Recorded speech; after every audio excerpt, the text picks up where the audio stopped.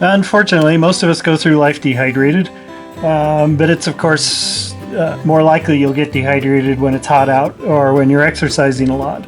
So we are going to take a quick look here at 4 mechanisms of water loss and how much water we lose. So the first one here is respiration. So just a normal daily activities, we lose somewhere around 1 or 2 liters a day, depending a lot on body size. And that's just normal classroom, go to work kind of day. The air that we breathe is humidified to nearly 100%. So here in the desert, we breathe in very dry air, hydrate it before our lungs can use it, and then breathe it out at nearly 100% relative humidity. In cold, dry air, we also lose water, and with exercise and hot air, we can be losing just through breathing upwards of 6 liters of water per day. All right, second one is perspiration, and just to keep our skin happy, on a regular day, normal activities around the office, around school, we're losing 1 to 2 liters of water a day. So we got to replace that every day. So by now you can see we're approaching a gallon for a bigger person. And under heavy exertion, we can certainly lose in the 8 to 16 liters of water in a day, which is 4 gallons of water. So we do have to replace that, but we have to be careful how we replace it too.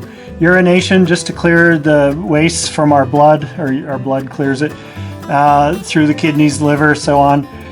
We're losing, again, depending on the person, somewhere in the 1 to 2 liters of water a day. And then with dehydration, that does drop a little bit. You would rather push more water through that system. Defecation, normally we lose about 0.1 liters of water a day, but with diarrhea, people can lose 25 liters of water in a day.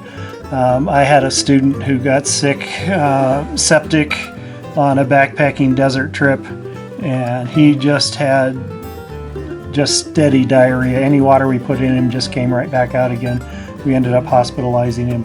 So you don't normally think of that as a way to lose water, but it is. Things to be concerned about is thirst itself is not an adequate indicator of when to drink. Instead, thirst is stimulated by your blood solute levels, and your other tissues will give up about 1% of your body weight, which can be approaching a liter, just to maintain the solute level before thirst is stimulated. So drink ahead of being thirsty. To a small degree, we can tank up prior to an event. Just make sure that we're hydrated. All right, effects and symptoms of dehydration. Certainly we have decreased physical ability and fatigue and impairment of judgment. You might recall the story of the firefighter woman in the Phoenix area who mentioned that she was just playing hide and seek, but really that was a sign of impairment of judgment. Headache is really common with dehydration. It probably should be listed first here. In fact, I would guess that a high percentage of your headaches, my headaches, other than migraines, are probably due to dehydration. So whenever I do get a headache, I just assume dehydration and go drink a cup or 2 of water. Irritability also. But irritability, person gets grumpy when they are dehydrated. It can get worse. People can get lightheaded because the blood is not delivered and delivering oxygen to the brain. As it gets worse, people get double vision or tunnel vision, and a fever, not an infection fever, but they can no longer cool themselves, so they do overheat. So looking at rehydration, we do want to rehydrate with water. There are products called rehydration salts that you can add. They're more perfectly balanced with the other electrolytes. But a pinch of salt in your water can help. We also want to get food in this person fairly soon. Drinks like Gatorade, even though they're electrolyte replacement drinks, usually have too much sugar. And if you're truly dehydrated, the sugar might be too much. So you want a different kind of food in them rather than one that's going to be digested so quickly. But we do need to get water in the person.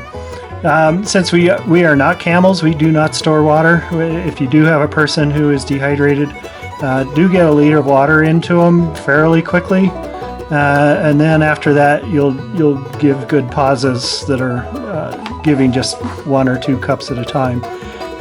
And the reason behind this is that intestines can absorb only about 1 cup of water every 10 or 15 minutes. And you can certainly sweat out more than that. So do spread out your water intake to 1 cup every 10 minutes. Yeah, when you're sweating hard.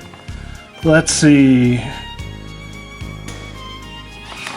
We do have the problem one more note and then we'll come back to it. We do have the problem of, not the problem, we have part of the solution as drinking water at camp. So you often will at the end of the day be dehydrated no matter how hard you tried. You drank a gallon of water during the day, but you might still be behind. So do check in with everybody, make sure they're getting water to drink in camp and catching up, as well as eating, including salty food, which brings us to hyponatremia, which is our next issue. So the backcountry rangers in the Grand Canyon were reporting somewhere around 9 or 10 deaths every year due to dehydration. So as they were issuing permits, which are required, the rangers were getting really good at warning everybody about dehydration, and people were drinking lots and lots of water. But it turns out that there is another problem. If you have too much water, you do flush out all your electrolytes, and you can die from that too. So it became a problem that as rangers were preventing dehydration, they were increasing hyponatremia, and the death rate ended up staying about the same, 9 or 10 people a year, about half from hyponatremia, half from dehydration. So the rangers now know to warn about both, and the death rate is dropping.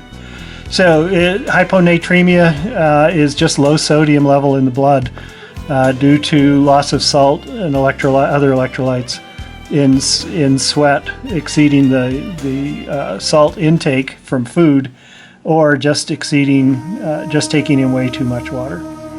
So signs and symptoms of mild hyponatremia are headache, unusual weakness or fatigue, nausea with or without vomiting, possibly mild to moderate anxiety, otherwise normal mental status, heavy sweating, possible cramping in the lower extremities, which you get with dehydration too. And as you hear that list, you can see that it's pretty similar to the dehydration. So we do have a hard time telling the two apart. So those of you that are woofers thinking about how do we tell them apart, well, you take a history. So, and if they're unconscious, then yeah, you have to take the history from the people around them. But other things, with your history, they're probably not thirsty, like with dehydration. They're not begging for water. Ask the people around them what their history is of water to intake, how heavy it was. And right parallel with that, how much food are they eating? Because especially you're looking to see if they've been eating salty food. These folks have a history of clear and copious urine, where the dehydrated folks, it's probably going to be pretty dark. The urine is dark. All right, treatment, rest in the shade, and absolutely no more fluid intake, not even electrolyte drinks. And gradually, as they can, keep it down, have them eating salty foods, crackers, bread, pretzels, that kind of things.